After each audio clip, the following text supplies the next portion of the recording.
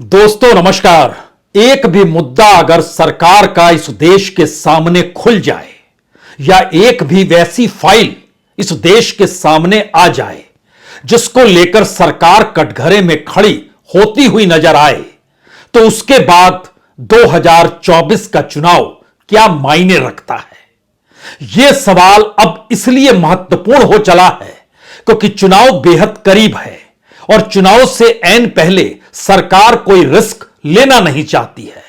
उसके पास तो बड़ी मोटी फाइल है जिसमें इस देश के 43 करोड़ लाभार्थियों की सूची है। उसे किस बात का डर है? लाभार्थी वोट देंगे वो मानकर चलती है और गठबंधन साथ खड़ा है और उसके जरिए इस देश में वोटों का ध्रुवीकरण अनुकूल होगा, यह वो सोचती है। लेकिन फिर भी ऐसा कौन सा एहसास है जो सरकार को इस दौर में डराने लगा है? और प्रधानमंत्री मोदी जो कल तक उपलब्धियों का जिक्र करने से घबराते नहीं थे और एक के बाद एक इस देश के भीतर में अपनी तमाम उपलब्धियों को किसी भी रैली में, किसी भी सरकारी कार्यक्रम में लगातार रखते चले जाते थे, लेकिन बीते 48 घंटों में ऐसा क्या हो गया कि प्रधानमंत्री को अपना अतीत, अपनी गरीबी, अपनी मुफलिसी और शायद उस दौर को याद करने की जरूरत पड़ गई जिसको बार बार दोहराया जा चुका है, लेकिन बावजूद इसके विपक्ष निशाने पर है। उपलब्धियों का पूरा रेला गायब है। जनता को साथ कैसे लेना है उस पर भी परिवारवाद रेंगने लगा है। और इन परिस्थितियों के भीतर क्या यह वाकई सच है कि अगर एक भी हरी झंडी सुप्रीम कोर्ट ने दिखला दी और इस देश में चुनाव से ऐन पहले सरकार की एक भी फाइल खुल गई, तो जो दांव पर तमाम देश के भीतर के इंडस्ट्रियलिस्टों का, कॉरपोरेट का, नौकरशाही का, मीडिया का, अलग अलग नीतियों को लेकर इस देश में जितनी पूंजी से खिलवाड़ खुले तौर पर हुआ है, वो सब कुछ कहीं एक झटके में उभरकर सामने तो नहीं आ जाएगा। यह सवाल इलेक्ट्रल बॉन्ड से जुड़ा है। यह सवाल एक वक्त राफेल डील से जुड़ा था। यह सवाल एक वक्त पेगासस से जुड़ा था। यह सवाल एक वक्त अडानी कांड, जिस पर सेबी की भूमिका को लेकर कई बार सवाल उठे, लेकिन उसके आखिर में सुप्रीम कोर्ट को अपनी दिशा अलग करनी पड़ गई। तो ध्यान दीजिए, चीफ जस्टिस रंजन गोगोई से लेकर चीफ जस्टिस चंद्रचूड़ तक की परिस्थितियों के भीतर, और उसमें से अगर कोई भी मामला खुल जाता और देश के अटॉर्नी जनरल जो सरकार की बात कहने के लिए सुप्रीम कोर्ट के सामने बार बार खड़े होते हैं और दुहाई कभी राष्ट्रीय सुरक्षा को लेकर उन्होंने दी या कभी अंतर्राष्ट्रीय तौर पर भारत की छवि का सवाल उठाया या इस देश में राष्ट्रीयता का भाव को जगाने की कोशिश सुप्रीम कोर्ट में आए हुए केसेस को लेकर की, जो अलग अलग केसेस निकल कर आते थे। और अब सवाल स्टेट बैंक ऑफ इंडिया का है, जहां इलेक्ट्रल बॉन्ड का मामला फंसा हुआ है और यह कल्पना के परे है कि इस देश की पूरी इकोनॉमी और इस देश की पूरी पॉलिसी अगर कॉरपोरेट के हक में बन रही थी, तो क्या चुनाव से पहले वो फाइल अगर सामने आ गई और चुनाव आयोग को अपनी वेबसाइट पर वो तमाम नामों को दर्ज करना पड़ जाए जिसका निर्देश सुप्रीम कोर्ट 15 फरवरी को ही दे चुका है, तब इस देश के भीतर में क्या होगा जब आपको पता चलेगा कि इस देश के टॉप 5, 10, 15, 20 यही वो कॉरपोरेट है जो पॉलिटिकल फंडिंग बीजेपी को कर रहे थे और यही वो कॉरपोरेट है जिनको उस फंडिंग की एवज में इस देश की तमाम संपत्ति कौड़ियों के मोल मिल रही थी। यह सवाल क्या डराने वाला है? और शायद इसीलिए इस दौर में चुनाव से ऐन पहले प्रधानमंत्री ने एक अलग राह पकड़ ली है। तो क्या उनको घबराहट है कि लगातार 10 साल तक जब कोई मामला सामने आया ही नहीं, तो 10वें बरस चुनाव से पहले कोई भी मामला अगर आता है और कोई भी फाइल अगर एक खुलेगी, तो वो कड़ी दर कड़ी इस समाज के भीतर तमाम संस्थानों से कहीं जुड़ती तो नहीं चली जाएगी? यह सवाल वाकई डरा रहा है क्या? हमें लगता है आज इस पूरे मामले को डिकोड कर ही दिया जाए, लेकिन उससे पहले हमने यह क्यों कहा कि प्रधानमंत्री किन बातों का जिक्र अब रैलियों में और सरकारी आयोजनों में करने लगे हैं, एक क्षण के लिए उस पर जरा नजर मारिए और सुनने की कोशिश कीजिए वो क्या कहना चाहते हैं। ये परिवारवादियों ने देश को लूटा, अपनी तिजोरियां भरी। मोदी ने उसको जो तनख्वाह मिलती है ना, सरकार से जो पेमेंट मिलता महीने का, उसमें से भी जब जब मौका आया कुछ न कुछ मैंने लोगों के लिए खर्च कर दिया है, दान कर दिया है।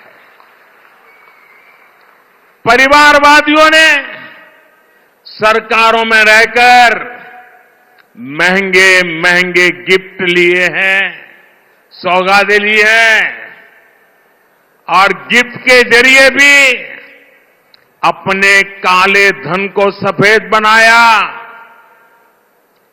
लेकिन मोदी ने आज तक जो गिफ्ट मिलती है वो सारी गिफ्ट तोशाखाना में जमा करा देता है, उसकी नीलामी होती है और जो पैसे आते हैं वो पैसे मां गंगा की सेवा में लगा देता है।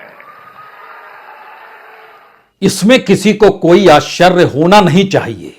इस देश के तमाम प्रधानमंत्रियों को जो भी गिफ्ट में मिलता है वो आखिरकार तोशाखाना में जमा हो ही जाता है। और यह कोई नई बात नहीं है, यह तो नेहरू के दौर से होता चला आया है। लेकिन प्रधानमंत्री इस बात का जिक्र कर रहे हैं। कल वो जिक्र कर रहे थे बचपन में वो घर से क्या सोचकर निकल गए थे। सवाल अतीत के पन्नों को पलटने भर का नहीं है। सवाल यह है कि इस दौर में कोई एक भी मुद्दा चुनाव से पहले उस मुद्दे की फाइल ना खुल जाए, इसको लेकर सरकार के भीतर बेचैनी क्यों है। और इस बेचैनी की वजह क्या हर उस एक फाइल से जुड़ी हुई है जिस फाइल को मौके दर मौके पर बंद किया गया। मसलन शुरुआत हम करते हैं पीएम केयर्स से। क्या आप कल्पना कर सकते हैं किसी प्रधानमंत्री ने अपने नाम पर पब्लिक चैरिटेबल ट्रस्ट खोला हो, जो प्रधानमंत्री मोदी के जरिए पीएम केयर्स के जरिए खोला गया और उसका head office prime minister office यानी साउथ ब्लॉक में ही है और उसके चेयरपर्सन वो खुद हैं। उसमें ट्रस्टी इस देश के 3 बड़े मंत्री हैं। फाइनेंस मिनिस्टर को भी शामिल किया गया, होम मिनिस्टर को भी शामिल किया गया, डिफेंस मिनिस्टर को भी शामिल किया गया। बोर्ड ऑफ ट्रस्टी में रिटायर्ड जस्टिस केसी थॉमस हैं, करिया मुंडा हैं, रतन टाटा हैं। 3 दिशाओं को जरा पकड़ने और समझने की कोशिश कीजिए। एडवाइजरी बोर्ड में पुराने ब्यूरोक्रेट राजीव महर्षि हैं, सुधा मूर्ति है, आनंद शाह हैं। यह सिर्फ एक झलकी है जो बतलाती है कि अगर एक भी फाइल खुल जाए तो उसके मतलब मायने क्या हो सकते हैं, क्योंकि तब दूसरी फाइल खुल जाएगी और उस एक फाइल का मतलब इस दौर में झटके में इलेक्ट्रल बॉन्ड को लेकर सामने आ गया है। खुद अगर बैंक कह रहा है कि इतने कम 3 हफ्तों के भीतर यह बड़ा मुश्किल काम है, इस देश के भीतर जिन्होंने इलेक्ट्रल बॉन्ड को लिया उन्होंने किस पार्टी को दिया, उस पार्टी और उस नाम को मैच करा दिया जाए, यह संभव नहीं है 3 हफ्ते में होगा। हमें तो आप कम से कम 16 हफ्ते दे दीजिए, यानी 115 दिन से ज्यादा की मांग एसबीआई कर रही है। जबकि पता है कि यह बॉन्ड चुनाव से जुड़े हैं, इसका नाम ही इलेक्ट्रल बॉन्ड है, यह चुनावी फंड है और चुनाव बिल्कुल नजदीक है। सुप्रीम कोर्ट ने उसको गैर कानूनी ठहराकर रोक लगा दी है। बावजूद इसके एसबीआई के तमाम चेयरमैन बोर्ड नियुक्ति पीएमओ से ही होती है। अब यह माना कैसे जाए कि बोर्ड ने कहा या चेयरमैन ने कहा या बैंक ने कहा। दरअसल यह पूरा मसला तो सरकार और फाइनेंस मिनिस्ट्री से जुड़ा है, जिसके अधीन बैंक सारे आते हैं। रिजर्व बैंक से जुड़ा है, रिजर्व बैंकिंग में भी नियुक्ति किसके जरिए होती है यह भी कोई बताने की जरूरत नहीं है। तो क्या इस फाइल के खुलने का डर है कि इसकी कड़ी में हर वो फाइल खुलती चली जाएगी जिसको लेकर इससे पहले कहा गया। मसलन जब राफेल का जिक्र हो रहा था 2018 में, तब उस दौर में रंजन गोगोई चीफ जस्टिस हुआ करते थे और उस वक्त जब पूछा गया कि राफेल की कीमत इतनी क्यों है और मामला यहां आया कि उसके भीतर कौन कौन सी टेक्नोलॉजी यूज की गई है, तो अटॉर्नी जनरल ने सुप्रीम कोर्ट में कहा हम कुछ नहीं बताएंगे, बता देंगे तो पता चल जाएगा दुनिया को कि दरअसल राफेल में कितनी ताकत और मजबूती है, हमने खास तौर पर इन इक्विपमेंट को लगाया है, तो हम आपको नहीं जानकारी देंगे कितने पैसे का यह लगा होगा। एक झटके में जो पूरा का पूरा कमीशन, और वह भी बफोर्स की तर्ज का कमीशन का जिक्र हो रहा था, वो राष्ट्रीय सुरक्षा से जाकर जुड़ गया। जासूसी इस दौर में और इस देश के भीतर कैसे संभव है? लेकिन इस दौर में हुई। इससे पहले एक बार जासूसी हुई थी तो सरकार गिर गई थी। लेकिन इस दौर में पेगासस में किस टेक्नोलॉजी को इस्तेमाल किया जा रहा है, सुप्रीम कोर्ट ने सिर्फ इतना ही पूछा था और उस वक्त एनवी रमन्ना चीफ जस्टिस हुआ करते थे। लेकिन तब भी सरकार ने कहा नहीं बता सकते हैं, यह सिक्योरिटी से जुड़ा हुआ मसला है, और एक झटके में वो केस गायब हो गया। पूरे शेयर बाजार के भीतर एक दिन में 10 से 12 लाख करोड़ का खेल हो जाए और उसके बाद सेबी आंख बंद रखे और सुप्रीम कोर्ट के इशारे के बाद सेबी जागे, लेकिन पूरी जांच वो आज की तारीख तक ना कर पाई हो, लेकिन क्लीन चिट देनी पड़ गई। सेबी के कामकाज को सही ठहराना पड़ गया।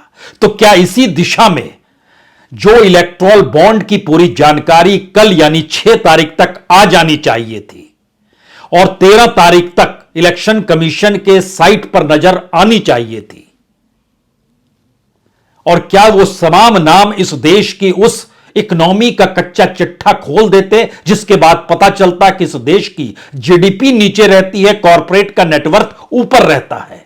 इस दौर में जो माफ पैसा किया जाता है वो कॉरपोरेट और बड़े इंडस्ट्रियलिस्टों का ही क्यों किया जाता है? उनकी अपनी भागीदारी, इस देश के भीतर की एक कंपनी और विदेश में अलग अलग कंपनियों को खोलना, शेल कंपनियों का होना, क्या यह सारी जानकारी जब दुनिया के सामने निकल कर आई, उसके बावजूद भी कोई एक फाइल खुल जाए तो तमाम फाइलों पर असर पड़ता है? या इससे हटकर मसला कुछ और है, इसको डिकोड और किया जाए? हमें लगता है यहां एडवोकेट प्रशांत भूषण को सुनना चाहिए। जिन बातों का उन्होंने जिक्र किया, जो काम 1 मिनट का है उसको लेकर 115 दिन मांग रही है एसबीआई, यानी सरकार मांग रही है, और वह भी डेट तय कर रही है कि चुनाव के बाद की तारीख हो, चुनाव से पहले वो ना आए। अप्रैल से चुनाव शुरू हो जाएंगे इस देश में, वोटिंग की प्रक्रिया शुरू हो जाएगी जो तकरीबन 15-20 मई तक जाएगी। इस दौर में बिल्कुल डिस्टर्बेंस नहीं चाहिए किसी को। क्या कह रहे हैं प्रशांत भूषण, सुना जाए। This is totally malafide. SEBI files this application one day before they are supposed to give this information to Election Commission. For 3 weeks they twiddle their thumbs, do nothing. And now they seek extension to 30th June beyond the elections. Why? Obviously the government has made them file this application in order to prevent the disclosure to happen before the elections, because the disclosure will reveal that most of the bonds, as the Supreme Court has also suspected, are really kickbacks given by companies for various favors and contracts received by them, and more than 65% of the bonds have gone to the BJP alone. So therefore they are afraid of this information coming out. Otherwise this is a 1-minute job for the SBI to collect this information. Prashant Bhushan वकील है, लेकिन Rahul Gandhi politician है। उन्होंने कैमरे के सामने आकर तो नहीं कहा, लेकिन सोशल मीडिया में अपने विचार जो रखे, वह प्रशांत भूषण जिन बातों का जिक्र कर रहे हैं कि एसबीआई चाहे तो एक बटन दबाकर तमाम चीज को सामने ला सकती है, उसके लिए वो बता रही है कि जी नहीं, दस्तावेज जो है हाथ से लिखे हुए हैं, अलग अलग फाइलों में कैद हैं, अलग अलग जगहों पर हैं, यह कैसे संभव है? एक क्षण के लिए जरा सोचिए, इस इलेक्ट्रॉल बॉन्ड में एसबीआई के 29 शाखाएं थी जहां पर इलेक्ट्रॉल बॉन्ड खरीद सकते थे आप। 29 शाखाएं सिर्फ एसबीआई की। दूसरी तरफ पीएम केयर्स में 2 दर्जन बैंक इन्वॉल्व थे जो पैसा ले रहे थे, और इस देश के भीतर में जो पब्लिक सेक्टर के बैंक और जो प्राइवेट सेक्टर के बंद है, सभी को इन्वॉल्व किया गया था। महज 48 घंटे में पूरा डाटा निकल कर आया कि 3,000 करोड़ से ज्यादा जमा हो गया, और 1 बरस का डाटा उसके बाद अगले फाइनेंशियल ईयर में देना था तो तुरंत बताया गया 10,000 करोड़ से ज्यादा जमा हो गया। और उस दौर को याद कीजिए और आज के दौर को याद कीजिए तो उस वक्त रिजर्व बैंक ने कहा था कि अब बैंकों का काम डिजिटली होता है, लेकिन अब एसबीआई सुप्रीम कोर्ट में हलफनामा दे रही है कि हमने डिजिटली कुछ नहीं किया है, लिख कर दिया है, और लिख कर दी गई फाइल अलग अलग बैंकों में और एक हेडक्वार्टर में उसका मिलान करना होगा, और अभी उसमें बहुत वक्त लगेगा। और कुल कितने इलेक्ट्रोल बॉन्ड हैं आप कल्पना कीजिए, जिनकी गिनती होनी है सिर्फ 22,000 इलेक्ट्रोल बॉन्ड की गिनती के लिए 115 दिन चाहिए। और जनधन योजना के तहत इस देश में 50 करोड़ लोगों के खाते खुल गए, और उसकी जानकारी हर मिनट डिजिटली बाकायदा इस देश में प्रधानमंत्री द्वारा जो जनधन योजना साइट तैयार की गई उसमें भी आती रहती है हर मिनट कि इतने खाते खुल रहे हैं, और उसमें इतनी रकम का जिक्र होने लगा है जिसका जिक्र प्रधानमंत्री अभी तक उपलब्धियों के तौर पर करते थे, लेकिन एक झटके में वो गायब हो गया है। तो क्या भारत डिजिटली नहीं हो पाया? क्या इस दौर में पाषाण युग में एसबीआई चला गया है, या फिर यह नीयत दरअसल बता रही है कि चुनाव में कोई मुश्किल सरकार के सामने ना आए? राहुल गांधी ने इसको जिस रूप में सोशल मीडिया में लिखा, उनको 4-5 पॉइंट्स बड़े महत्वपूर्ण हैं। पहली लाइन थी कि नरेंद्र मोदी ने चंदे के धंधे को छुपाने के लिए पूरी ताकत झोंक दी है, और एक क्लिक पर जो जानकारी निकल सकती है उसके लिए 30 जून यानी दाल में कुछ काला नहीं, पूरी दाल काली लग रही है। लेकिन बात इसके आगे उन्होंने और महत्वपूर्ण उठा दी। उनका कहना है कि देश की हर स्वतंत्र संस्था मोडानी परिवार बनकर उनके भ्रष्टाचार पर पर्दा डालने में लगी है, और चुनाव से पहले मोदी के असली चेहरे को छुपाने का यह अंतिम प्रयास है। यह राहुल गांधी कह रहे हैं, और एक तरफ वकील प्रशांत भूषण इसकी जानकारी दे रहे हैं, और तीसरी तरफ इन सब के बीच सड़क पर घूमती हुई जो यात्रा निकल रही है उसमें युवाओं के सामने राहुल गांधी इन्हीं सवालों को अलग तरीके से रखने की कोशिश कर रहे हैं कि देखिए आपकी गिनती कहीं होती नहीं है। तो क्या इस दौर में सरकार के माथे पर शिकन या घबराहट या भाषण देते हुए भी जबां अटकने की जो परिस्थिति है, उसके पीछे इस दौर में जो मुद्दे सरकार सोच रही थी वो सब मुद्दे कुंद पड़ गए हैं, कमजोर पड़ गए हैं? क्योंकि राम मंदिर का मुद्दा कमजोर पड़ गया, इसका एहसास क्या सरकार को हो चला है? अब यह वोटों के ध्रुवीकरण में काम नहीं आएगा? या इसी दौर में जब परिवार शब्द गूंजने लगा तो एक झटके में लोगों ने मणिपुर का सवाल उठा दिया और पूछा, मणिपुर में आपका परिवार है या नहीं है? और इस देश के भीतर में वो बेरोजगारी की तादाद का परिवार हो, महंगाई से जूझता हुआ परिवार हो, इस दौर में जिनकी नौकरियां चली गई उनकी परिस्थिति हो, इस देश के भीतर में मनरेगा से जुड़ा हुआ मजदूर जिसको रोजगार नहीं मिल पा रहा है और उसके लिए टेक्निकली आधार कार्ड ना होना या आधार कार्ड से ना जुड़े होने के मजदूर के रजिस्ट्रेशन को खारिज किया गया, और इनकी तादाद इस देश में 6 करोड़ से ज्यादा की है। क्या वो है? डर किस बात का है? डर क्या सिर्फ इसी बात का है कि चुनाव से पहले कोई भी मुद्दा इस देश के भीतर में इस स्कैम की दिशा में बढ़ता हुआ दिखाई नहीं देना चाहिए, क्योंकि स्कैम इस सरकार ने किया नहीं है, और न सिर्फ 10 बरस बल्कि बीते 2001 में जब मुख्यमंत्री बने थे नरेंद्र मोदी गुजरात के, तब से लेकर आज तक यानी 23 बरस में कोई स्कैम हुआ ही नहीं है। तो ऐसे में कोई स्कैम का जिक्र अगर राजनीतिक मुद्दे के तौर पर इस देश के सामने आ जाएगा तो लोग सोचने ना लग जाएं कि एक स्कैम, तो क्या इससे पहले के तमाम स्कैम सत्ता सरकार ने अपनी ताकत के तहत छुपा तो नहीं लिए? कहीं यह मसला तो नहीं है? और इसीलिए शायद इसीलिए हमें लगता है कि सरकार जब अपने पर्चे को तैयार करती है तो वो एसबीआई का पर्चा जरूर पढ़ लेना चाहिए जो उन्होंने सुप्रीम कोर्ट में डाला है। उनका बहुत साफ कहना है अपने तौर पर कि दरअसल जो हमारा अपना जो कामकाज करने का तरीका है उसमें हमसे कहा गया कि जो भी इलेक्टोरल बॉन्ड खरीदे उसके नाम को नहीं बताना है, तो हमने उसको कंप्यूटर में भी नहीं डाला। अब आप सोचिए, करोड़ों की डील बैंक के जरिए हो रही है, कोई खरीद रहा है, कोई बेच रहा है, और हम उसको कंप्यूटर में भी नहीं डाल रहे हैं जो बैंक का कंप्यूटर है। हम उस दस्तावेज को एक फाइल में रख रहे हैं, उस फाइल को एक साथ पोस्ट कर दे रहे हैं जो अपने हेडक्वार्टर मुंबई में है वहां पर, और देश के जो 29 अलग अलग ब्रांच है एसबीआई के, जहां से इलेक्ट्रॉल बॉन्ड लिया जा रहा है, वो पटना का हो, लखनऊ का हो, हैदराबाद का हो, बेंगलोर का हो, दिल्ली का हो, बंबई का हो, चंडीगढ़ का हो, लखनऊ कहीं का हो, उस जगह पर भी एक चिट्ठी पत्री की तरह एक फाइल निकल कर जा रही है, और ना केवाईसी की जरूरत पड़ रही है, ना डिजिटली उसको मैनेज करने की जरूरत पड़ रही है। तो इसके मतलब मायने क्या है?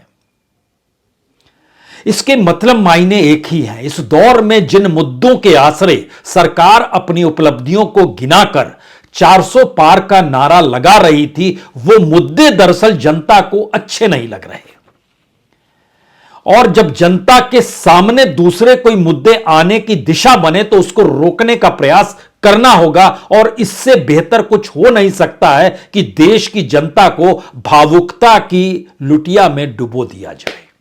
और यही काम इस दौर में पिछले 48 घंटों से चल रहा है, जहां पर दर्द है, खुद की अपनी जिंदगी की मुफलिसी उस दौर की है जब बचपन में बीते थे, या इस देश के भीतर के उस परिस्थितियों की है जो इस देश के किसी प्रधानमंत्री ने नहीं भोगा। इन परिस्थितियों के आसरे इस देश के जो 80 करोड़ लोग हैं, जो अनाज पर जिनको टिकाया गया, उनके घर के भीतर रसोई में या घर के भीतर झांक कर देखने की कोशिश सरकार ने कभी नहीं की। जब जब वो कहती है कि अब हम तीसरी बड़ी इकोनॉमी बन जाएंगे, तब तब ये सवाल हर बेरोजगार, महंगाई से जूझते परिवारों के सामने रेंगने लगता है। और इसी नब्ज को परिवार और बच्चों से जोड़कर आज राहुल गांधी, आपके बच्चे सुबह उठें, पढ़ाई करें, 2-3 साल पढ़ाई करें, फिर एग्जाम का समय आता है, गरीब बच्चा इस साइड देखता है, वही 2-3-4% लोग सुबह आते हैं, उनके मोबाइल फोन पे 2-3 दिन पहले पेपर आ जाता है, पेपर लीक हो जाता है। आप लोग देखते हो, वो मजे से मोबाइल फोन पे उनका पेपर होता है, पूरी तैयारी आप लोग तैयारी करते हो पूरी सिलेबस की, वो तैयारी करते हैं 5 सवालों की, उनकी तैयारी 5 सवालों की, आपकी पूरी सिलेबस की, मर गए आप। तो ये भी रास्ता बंद कर दिया। अब सड़क पे जब ऐसे मुद्दे उठने लगे और सरकार अपनी चकाचौंध में खोई हुए हो, जी नहीं, वो चकाचौंध में खोई नहीं है। स्थिति सरकार को भी पता है, लेकिन वो बिल्कुल नहीं चाहती है चुनाव से ऐन पहले कोई फाइल खुल जाए। अब सुप्रीम कोर्ट को तय करना है कि एसबीआई ने जो दिनों की मांग की है उसको वो ना माने या कितने वक्त दे। जो चुनाव से ऐन पहले इस देश के चुनावी फंड की इस देश को जानकारी मिल जाए तो लोकतंत्र शायद जीत जाएगा। लेकिन सच क्या है इस देश का? इस देश का सच यही है कि जो सरकार दुनिया की तीसरी इकोनॉमी को कल तक जिक्र कर रही थी, अब वो जान चुकी है इस देश में चलेगा तो भारत आटा चलेगा, भारत चावल चलेगा, भारत तुअर दाल चलेगी जो सरकार बेचेगी। क्योंकि देश के भीतर में जो महंगाई की स्थिति है, सरकार को अब सब्सिडाइज रेट पर चावल, आटा और दाल तक बेचने की परिस्थिति में इस देश की अर्थव्यवस्था ने खड़ा कर दिया है। और डर इसी बात का है कि अगर वो स्कैम है जिसका जिक्र हो रहा है, और अगर वो इस देश के सामने आ गया तो स्कैम थमेगा नहीं, वह तो 2014 तक की फाइल को खंगालेगा। और इसी डर में जो सरकार के साथ एक बड़ी कतार जिसका सब कुछ दांव पर लगा है, वह इन बातों से कन्नी काट रहा है। और उस कतार में इस देश के नौकरशाह हैं, संस्थानें हैं और मीडिया भी है।